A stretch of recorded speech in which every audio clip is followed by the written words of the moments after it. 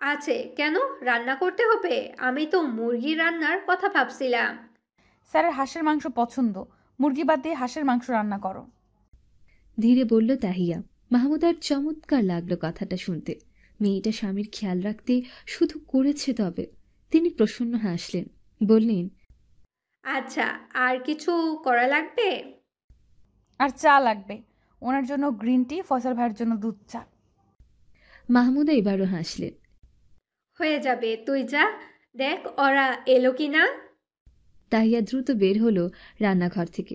তুহিনের রুমে গিয়ে তুহিনের উদ্দেশ্যে বলল, স্যারের ড্রাইভার আসছে বাসায়, আমাদের বাসায় ভিজে থাকবে। ভিজে গিয়েছে ফয়সাল ভাই, উনি এলে তুই তোর রুমে নিয়ে আসবি। তোর শার্ট প্যান্ট দিবি চেঞ্জ করতে, ঠান্ডা পড়েছে চাদরও দিস।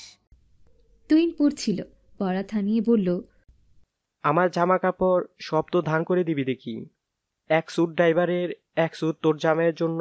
কখন না এসে তুই বলিস, তুহিন আজ তো শার্ট প্যান্ট পরতে ইচ্ছে করছে, দে তো। সময় অসময় এ ছেলের মজা করার অভ্যাস গেল না, আবার ঝগড়ার সুতো টানছে। তাহিয়ার এখন ঝগড়ার মনোভাব নেই। কত কাজ ওর কাঁধে। ও ব্যস্ত ভঙ্গিতে বিছানার ঝাড়ু হাতে নিল। বিছানা ঝাড়তে ঝাড়তে বলল, তোর জামা কাপড় লাগলে আমি কিনে দিব, এক স্যুট দে শুধু। ফয়সাল ভাইয়ের জন্য লাগবে, আমার জামাইয়ের ব্যাপার আমি সামলে নিব, এতে তোর সাহায্য লাগবে না। তাহিয়াকে ইতোপূর্বে কখনো রুম গোছাতে দেখেনি তুহিন। আজ প্রথম দায়িত্ব নিয়ে সব গোছাতে দেখল। সংসারী মেয়ের মতো দৌড়াদৌড়ি করছে তার ঝুঁকড়ুটে বোনটা। তুহিন অবাক চোখে দেখে গেল, হাসল। বোনটা গুছিয়ে যেতে শুরু করেছে, ভালোই। তুহিনের রুম থেকে বেরিয়ে বসার ঘরের দিকে এগুলো তাহিয়া। অভিক, ফয়সাল সবে এসে পৌঁছেছে। তাহিয়া মাথায় ঘুমটা টেনে গেল ভেতরে। ফয়সালের উদ্দেশ্যে বলল, ভাইয়া, আপনি তুহিনের রুমে গিয়ে ফ্রেশ হয়ে নিন। তারপর তুহিনকে ডেকে ফয়সালকে নিয়ে যেতে বলল। ফয়সাল তুহিনের সাথে যাওয়ার পর অভিকের উদ্দেশ্যে বলল, আপনি আসুন আমার সাথে। অভিক ভ্রু কুঁচকাল। তাহিয়ার ব্যবহারে খুশি হয়েছে সে। দায়িত্ব নিতে শিখে যাচ্ছে মেয়েটা, ভালো দিক। কথা না বাড়িয়ে তাহিয়ার অনুসরণ করল। তাহিয়া ও রুমে প্রবেশ করল। অভিক গেল পিছু। পুরো গা ভিজে জবজবে হয়ে গেছে, মাথা ধুয়ে পানি পড়ছে। চেঞ্জ করে কি পরবে এই চিন্তায় মাথায় ঘুরপাক খাচ্ছে ওর। এই বাসায় আগে থাকা হয়নি বিধায় কোনো জামা কাপড় নেই।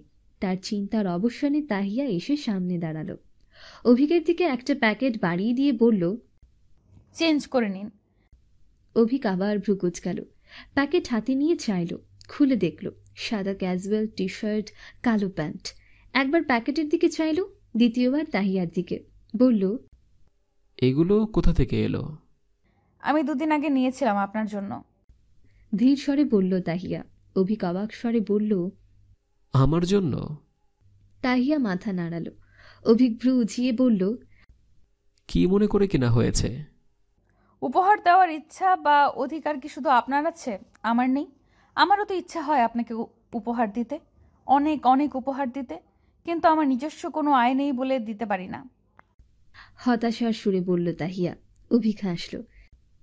তা এগুলোর টাকা কোথা থেকে এলো? টাকা জমানোর শখ আছে আমার, দুটো ব্যাংক আছে। আম্মু আমাকে যে টিফিনের টাকা দেয় সেগুলো বেঁচে গেলে আমি ব্যাংকে রেখে দেই। প্রায় 1 বছর হয়েছে ব্যাংক ভাঙা হয়নি। দুদিন আগে ওগুলো ভেঙে টাকা বের করেছি, তারপর ওই টাকা দিয়ে আপনার জন্য এগুলো কিনেছি। ভেবেছিলাম একটা ঘড়ি কিনবো, কিন্তু আপনি তো সস্তা ঘড়ি পরেন না, আমার দেওয়া ঘড়ি যদি না পরেন, তাই কিনিনি। তাহিয়া গলাটা চঞ্চল শোনাল। এক বাক্যের জবাব দেওয়ার স্থানে কত কথা বলে গেল। অভিকের খারাপ লাগলো না। টিফিনের জমানো টাকা দিয়ে ওর জন্য উপহার কিনেছে মেয়েটা। অভিকের কি যে ভালো লাগলো কথাটা শুনে। ওর মনে হলো এর চেয়ে মূল্যবান উপহার হতেই পারে না। এই উপহারে একটা মানুষের অনেক আবেগ জুড়ে আছে। কাউকে উপহার দিতে ভালো লাগে ওর, এতে এক ধরনের তৃপ্তি আছে। কিন্তু এই প্রথম অনুধাবন করল শুধু উপহার দেয়াই নয়, নেয়ার মাঝেও তৃপ্তি আছে। তা যদি হয় কোনো বিশেষ মানুষের, তাহলে তো কথাই নেই। অভিক হাসল, পোশাক খুলে হাতে নিল, ছুঁয়ে আবার হাসল।